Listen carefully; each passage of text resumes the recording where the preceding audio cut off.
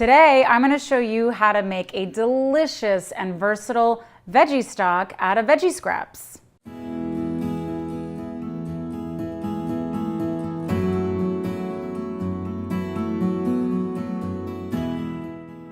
Stock is often called for in a variety of recipes, making rice, other types of grains like quinoa as the base for soups and stews. A lot of times you can just use water if you want, but having a really nice, flavorful stock takes any dish that would otherwise use water up to the next level. The good thing is that it's crazy easy to make stock, and especially veggie stock. And you don't have to go out and buy a bunch of extra ingredients. You can actually make it from veggie scraps. Now these are the remnants or leftovers of other dishes I've made. So these are the stems of kale that I use for kale salad. These are the stalks of broccoli that I use for stir fry. Here I have some purple carrot peels for a carrot dish I made. Some cilantro and parsley stalks left over from a relish. And then the core of a cauliflower and pieces of onion and some garlic cloves. Here's the garlic clove right here. And other goodies that are just left over from cooking. So you don't have to throw that stuff away. It also doesn't have to go directly into the compost. It can take one little pit stop before going into the earth as veggie stock.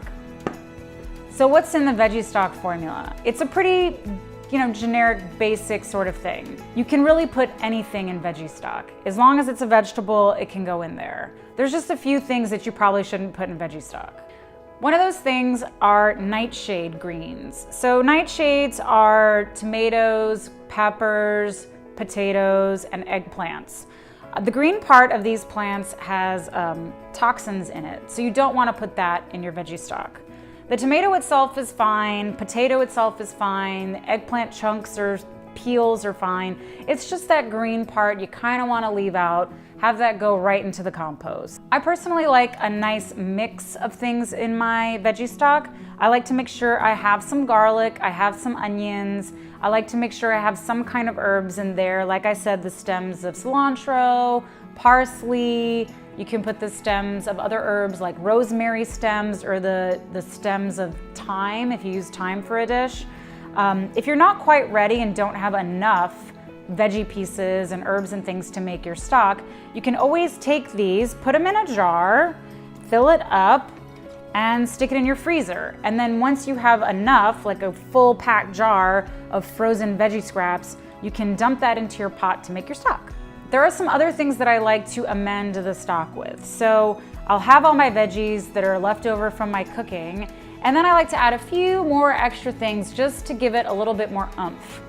One of those things, and it's not mandatory, but it does take it up quite a notch, are dried mushrooms. I love dried mushrooms, and I highly recommend stocking them in your pantry.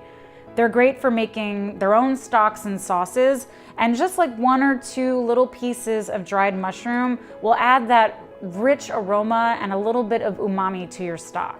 The other thing I like to add are bay leaf. I like to add some peppercorns. I also like to add some allspice berries. So these are all things that add more aromatic flavor to the broth.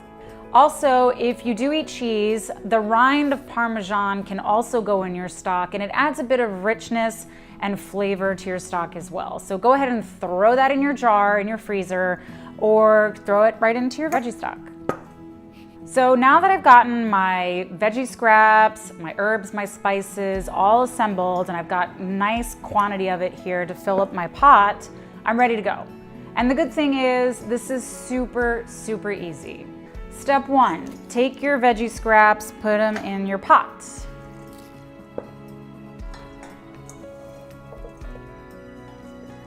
Step two, add enough water to cover.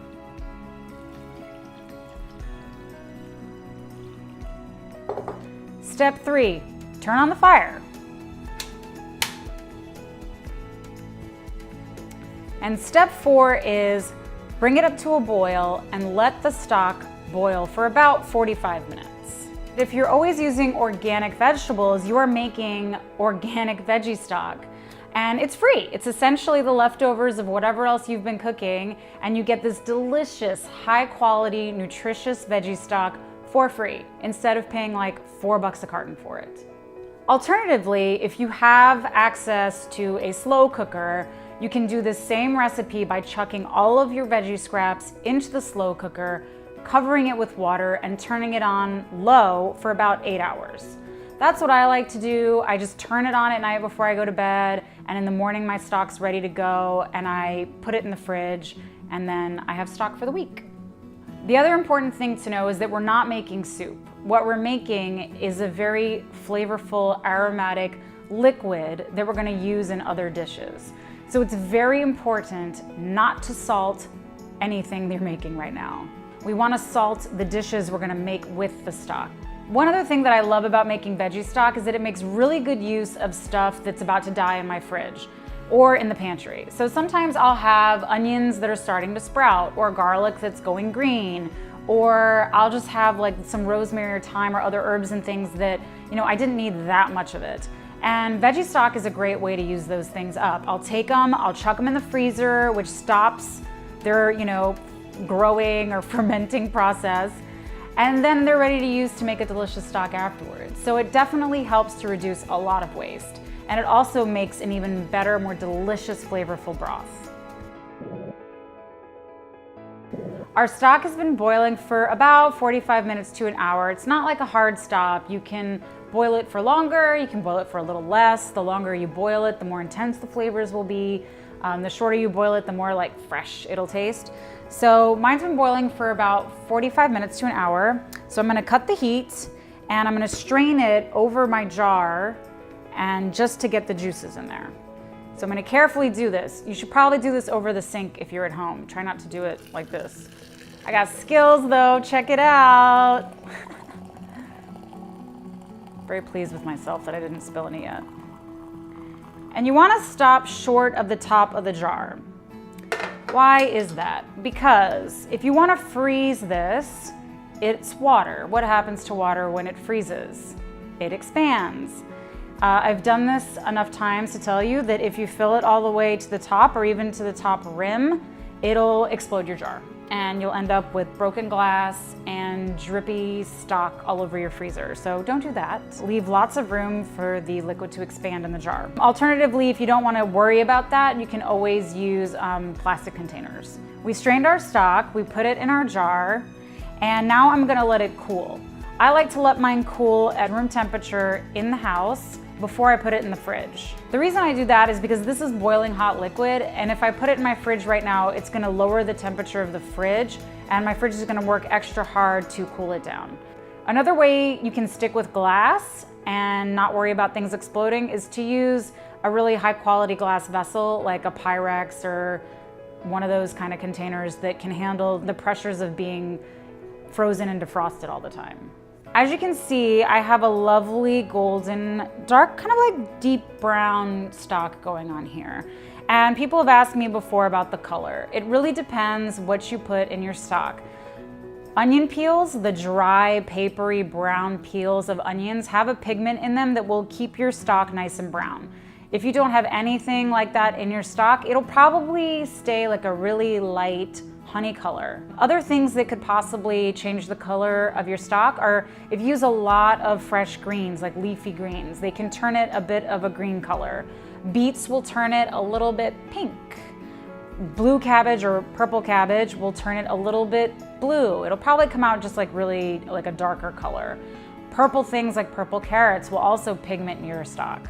If you're trying to make a dish and the color is super important to you and you want a certain color to the finished product, then think about that when you're storing your scraps and making your stock. Another way you can store it that other people do is to store it in really small containers. So I've seen people take small containers that are about a cup or so in size and store stock that way so that they have it in little single serving portions, frozen and ready to go when they're making dishes.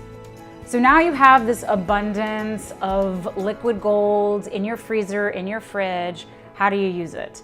I love to use this as the liquid base for rice dishes, for risottos, for polenta. I like to use it as the base for soups. if I'm making like a veggie puree or another kind of soup, this is so much better than water.